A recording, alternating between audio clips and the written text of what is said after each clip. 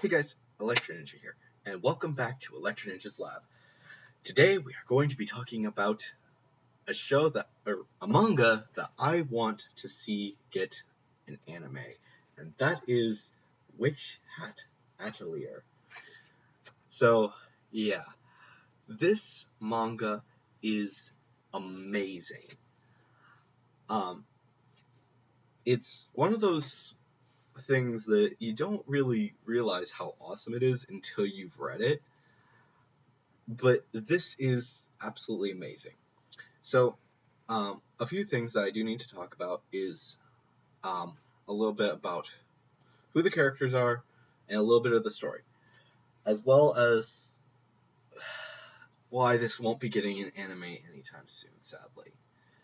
So, here's the thing. If you guys don't know how anime kind of has to work, they have to wait on getting enough at least if it's going to be an anime that will get a manga that will get an anime adaptation.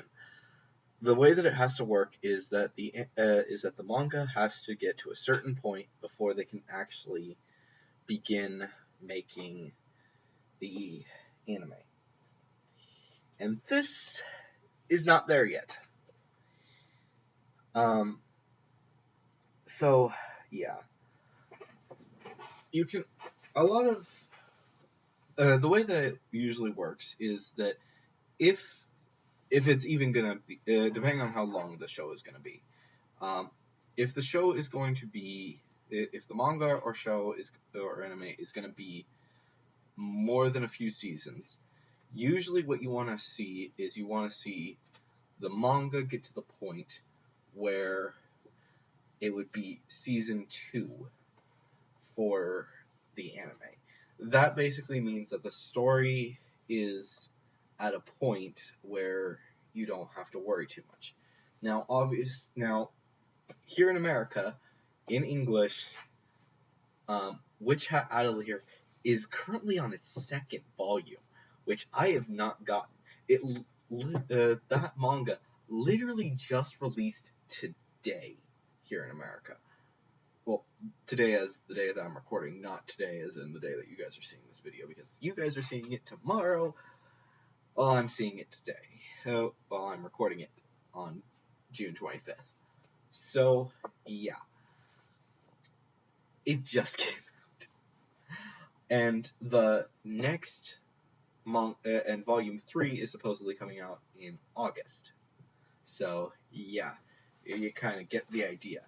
So, it basically means that, hey, yeah, this basically means that the characters will be able, that they will know enough to make a good opening that can spoil things that only the fans know, without necessarily spoiling it for all of the new fans, as well as that they can get a good story arc right away. So yeah, this show will not be getting that. It will not be this manga will not be getting an anime adaptation until at the very earliest next year. No joke. So yeah. But since it is Kodansha, that's actually a kind of a good thing for it to be by Kodansha, because we can actually determine how many, the exact point when we will be at the correct episode. But that's beside the point. So let's talk a little bit about this. So the main character is Coco, who is this little girl right on the cover. We don't know very much about her right off the bat, except for the fact that, one, she is a human girl who thought that magic was only able to be used by witches, and she lives with a her family makes clothing, or cloth. They cut cloth, they make it good and stuff like that. That's an important detail if you're going to get into this. So she knows a lot about making clothes and stuff. and cutting cloth. So yeah. Now we don't know much about the magic of this world because there are magical things in the world, like a magical spring. Um, there's a magical spring, and it kind of explains a little bit, but the way that it looks in the manga is that everything has a good reason, and everything can be explained very well. Now, a few things about what this would be rated in the future. The manga itself is rated T10, T10 plus, so teen 10 plus, 10 years old and over, which is good. For those of you guys who don't know, that yeah, so that's about the same rating as My Hero Academia. I believe Slime Reincarnation as well. No, Slime is older. 7? Yeah. It's meant for a younger audience than slightly younger audience than Seven Deadly Sins. For a good estimate. Reasonable for My Hero Academia, stuff like that. So there's no cursing, and there's not much fan service, if any.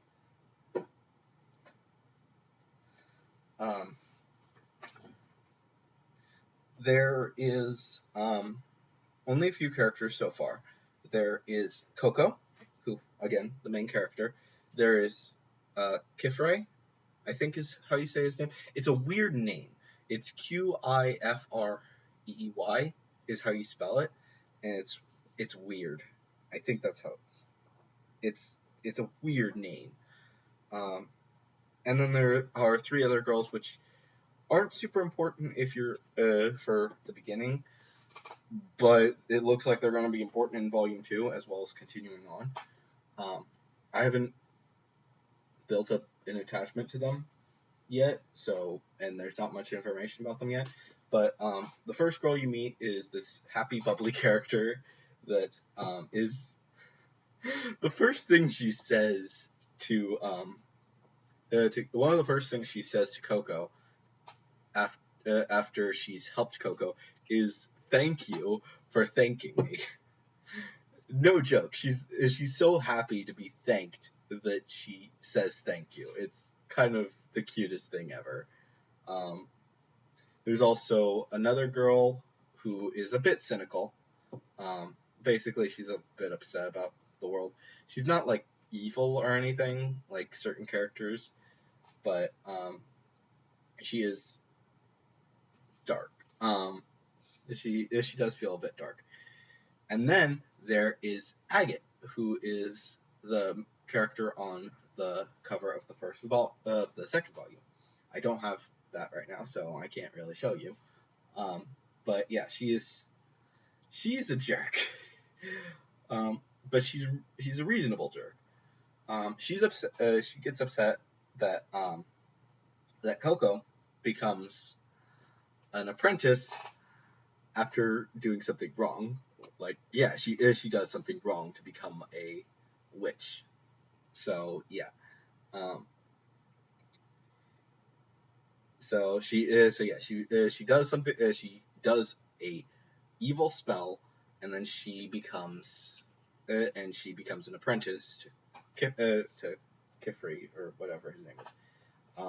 While she had to go through all of the training and all of that jazz, and go through a trial. So she forces Coco to go through a trial, even though she didn't have to.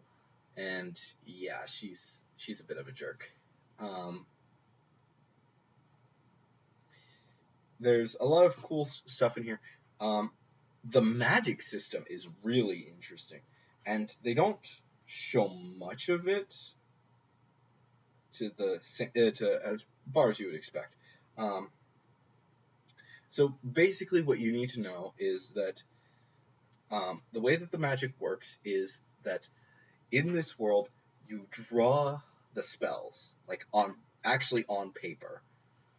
And so the way that they show it is that that they explain it is first you draw a sigil, which um, there are four that are specifically mentioned, and then there's a fifth one that they explain a little bit about. That is important, but it's not super important. Um, but yeah, there are four sigils. Then there are the signs, which they specifically mention three of them, which you surround the sigil with.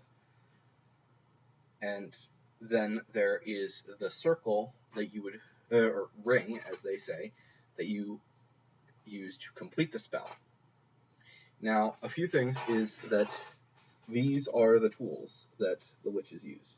The pen, basically a pencil, ink, uh, the pestle, and the paper, so that you can cast spells really quickly. There's a lot of cool things that you can do with the spells. Like, one of the first spells that we actually see Qliphri use, he creates a water flower, and it's just like the most ridiculous thing ever, but it's really cool. He feels a bit like the principal. If you guys have seen uh, Vampire Knight, he feels a bit like the principal from that, or the main character's dad. I don't really know how to say exactly. So he's kind of like he's not as flamboyant as him, but he's like all supportive and all that jazz. He feels like a proud dad, honestly. So yeah, and that's the character. That's him. Um, but yeah, now a few things of note is that there are there are some points in the manga that are going to be seen as risque a little bit.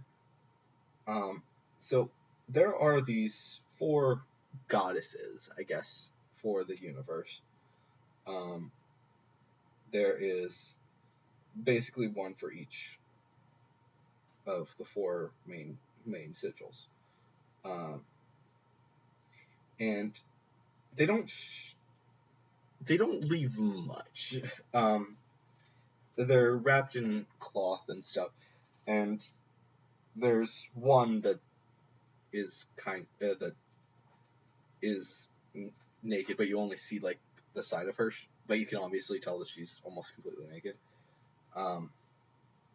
So that's like the only issue with this manga. But it's like not really something that you would necessarily read. It's just like a little bonus feature where it's talking about the sigils. And it looks like they might be important in the future, but that's as far as it goes right now. So yeah. But anyways, guys,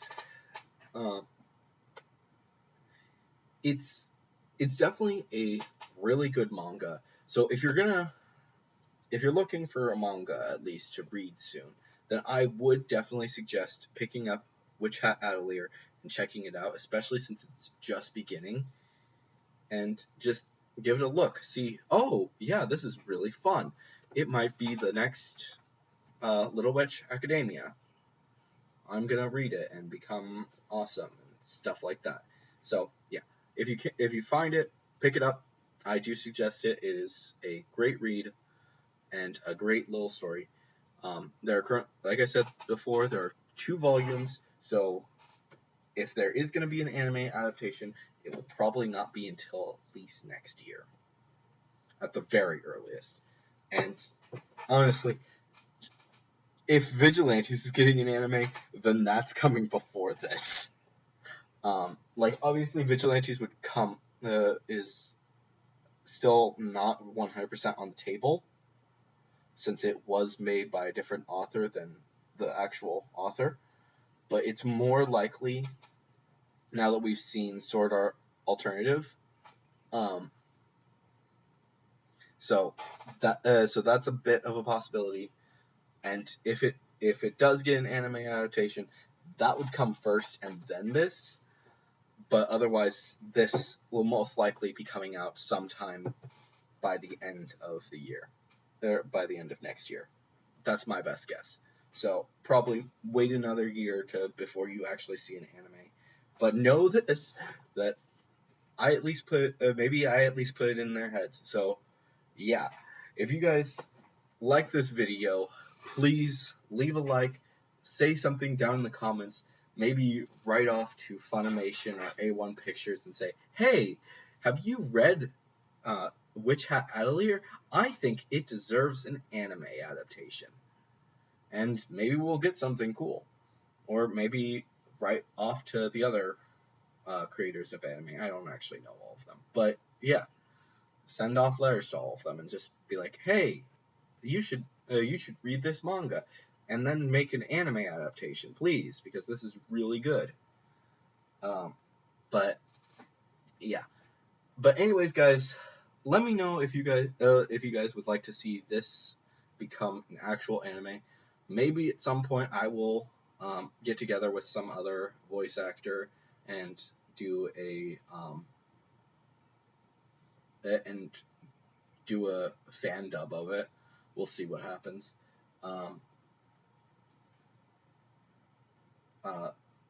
Maybe reach out to one of your favorite fan dub artists. It would most likely have to be a female, because I can't do female voices. Let's be honest. Like, I can do a whole bunch of male voices. Like, oh great, you are the perfect person. Yeah, like, seriously, there are 3 male characters in this thing, in the first volume. We need more. So yeah. But anyways, guys, like I said, let me know if you like this by leaving a comment, leaving a like, and don't forget to subscribe so you can see if there is more information that comes from this. I will let you guys know, and I will probably be doing a review of this manga before too long. So yeah. So yeah, definitely subscribe, ring that notification bell so that you can stay up to date with all of my videos focusing on Miraculous, My Hero Academia, and Final Fantasy XIV. So yeah. But anyways, guys, I have been Electric Ninja, and I will see you guys next time. But on.